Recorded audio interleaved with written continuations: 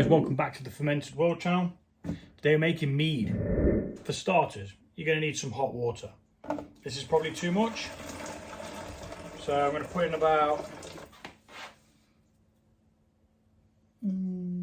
half a litre of boiled water.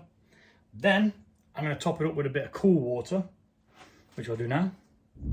Right, so we've got some hot water in there with a little bit of cool water in there. I'm keeping a little bit of hot water at the side here because, although I think I bloody used it all, no, there's enough in there, because we're going to use that to rinse out the honey jars after. Jars, containers, whatever. So you've all seen me pour honey before, so I will just speed this up because it takes forever.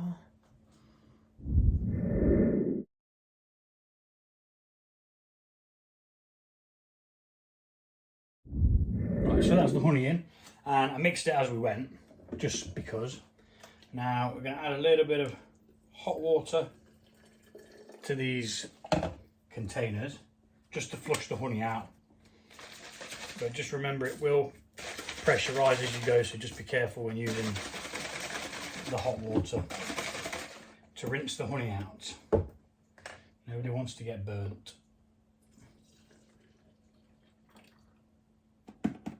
And try and use a minimal amount of hot water as well, because we're already at 36 degrees now and we can't pitch unless it's below 30. So yeah, you're going to want to keep your eye on it. We've still got some to add to this because we're going to go up to 4.5 litres, which is practically a gallon.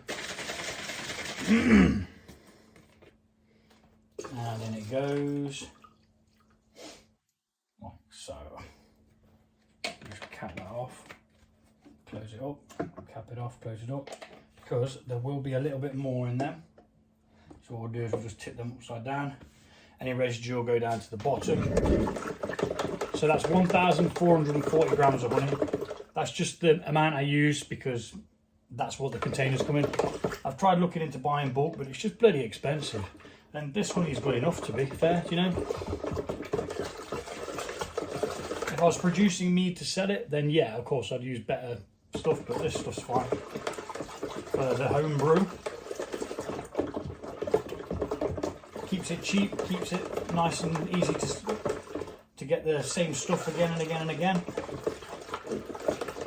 Alright, so oxygenized that. So we're going to add 1 level teaspoon. So we're going to put in 2 of these. One I've already done. And this is ammonium sulfate, which is yeast nutrients. Because honey is actually low in nutrients itself, it's good to just give it a little bit of a boost. Right. We're going to mix again in a minute. It's only bloody Vimto. Now, my last video I did a Vimto cider, which I borrowed the idea off a chap called Basher Bushcraft on Instagram. And I've also borrowed this off him because he mentioned it and he was like, oh God, it makes me want to do a mead. And I was like, why the hell did I not think of this? So 1 litre of Vimto. So in with the litre. Now this does have, what do you call it, preservatives in, called sodium benzoate and potassium sorbate. Now potassium sorbate is something that brewers use anyway. And what it does is it stops a fermentation. But we should be okay, because we're diluting it down, adding other nutrients in there, and the yeast that we're going to use is a mead yeast. Now, with the Vimto cider that I did, that did not go very well. Check out the video. I'm not going to talk about it now. Check out the video on that if you want to see what happened with the yeast and what issues I had and how I rectified it. But yeah, this was someone else's idea, so yeah, props to him, man. Go check him out on his YouTube channel and Instagram. Basher Bushcraft. So that's that mixed in. Now we're going to add this final bit that's in here, which is next to nothing. I'm going to add it anyway, just because. We're going to top this up to the 4.5 litres mark, and pitch some yeast. Yeah. There you go, that's that. Topped up. Now we mix. It's a good idea to get oxygen in when you're adding the honey and a little bit of water, and then just again before you do pitch yeast. So we're going to be putting it into here and fermenting in a demijohn, which is why we are limited to the 4.5 litres. But we just want to make sure we're getting plenty of oxygen in there for the yeast to start a nice colony.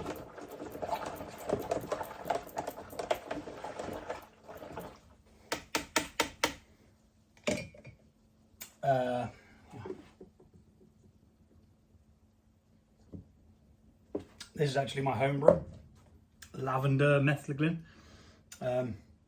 using lavender honey and then some dried lavender from the garden in secondary. It was very good, very nice. I wasn't going to use a funnel, but I've decided I am, just because. So I'm going to speed this bit up.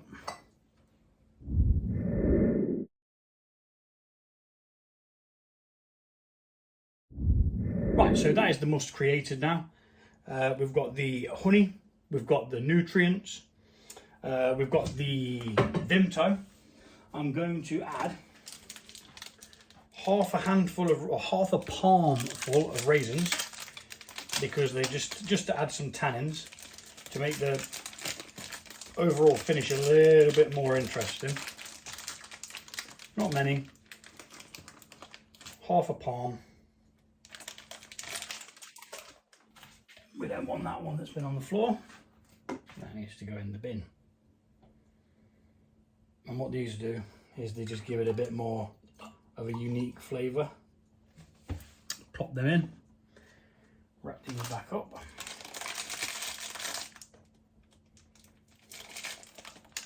And now we're going to take a hydrometer reading.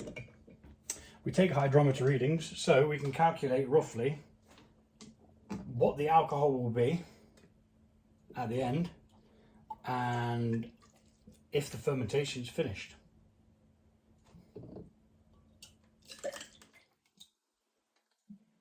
Now this should be above average for a mead because we've got the sugars from the yeah, you see, it's so high it doesn't even need all of the flipping tube full.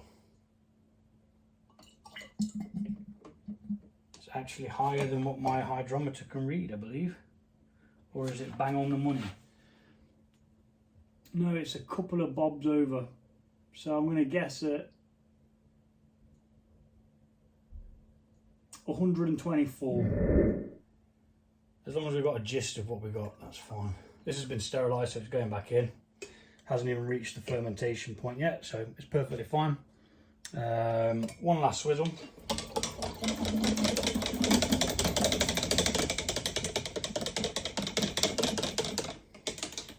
Bit of oxygen.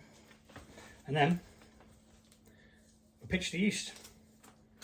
Double check the temperature. Temperature's 30, so that's fine. I will open this window though, just to help it cool a little bit.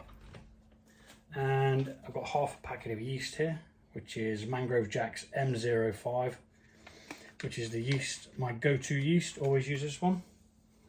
And in with the yeast.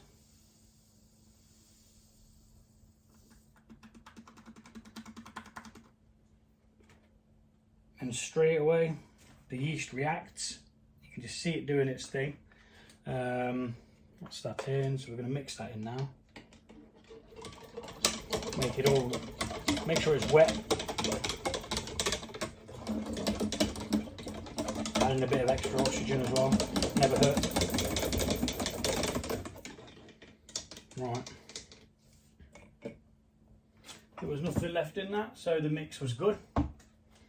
And now we've got all the yeast in there. All that's left to do now is add an airlock and leave it. I will be attaching a elastic band to this, mainly because sometimes the pressure can poke it up.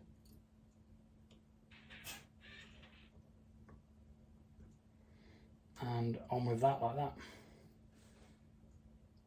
And then you wait. Make some notes. Check it in the morning. And we should have the start of a fermentation. Should. Who knows? With the fermentation stoppers in there, like I say, I struggled with the sizer to get it going. But fingers crossed, should be alright. Yeah. Make some notes. And thanks for watching. See you soon. Okay, there's a little add-on for this one. As there was with the Vimto cider, I'm struggling to get it going. It doesn't want to work. This was started on the 24th, it's 27th now. I'm getting no activity in the airlock whatsoever, which means it's stuck for some reason. So I'm going to try and do what I did with the other one and repitch some yeast, or it could fail. Because it's not producing CO2, there's a big possibility that it could cause an infection, which would then knacker up the whole brew, which I've never had happen. Never had an infection in any beers that I've brewed or meads. So we're just going to have to aim for about half a packet of that and just hope that it kicks off really and starts to ferment. No one wants a stuck brew. Pop this back in the fridge. But sometimes it happens and that's life. So, need to take that off there and rest it in there. And we're going to give this a bit of a shake. Now hopefully this yeast that I've put in won't have the same problem. Bloody hell. Woo! Splurty, splurty. Right, that's all I can do really, is repitch some yeast and pray it works. We'll find out in the next 12 to 24 hours what it is going to do, or what it is not going to do, as the case may be. We've got a bit of activity going on now, but that doesn't really mean a great deal. That's probably just from where I've agitated it. There was a strange looking thing on the surface starting to form, so it could have been the start of an infection. Fingers crossed it's bloody not, because a Vimto mead sounds absolutely amazing. It sounds even better than a Vimto cider. And we've got loads of honey in there. We've got the Vimto in there. We don't want to waste that. So that's another half a pack of yeast a couple of days later. So 3 days later, the cider actually eventually took off after the other yeast was pitched. That's now fermenting. But yeah, I do hope this one works. And that's that. We'll be back and we'll check it out soon. Thanks for watching. See you later.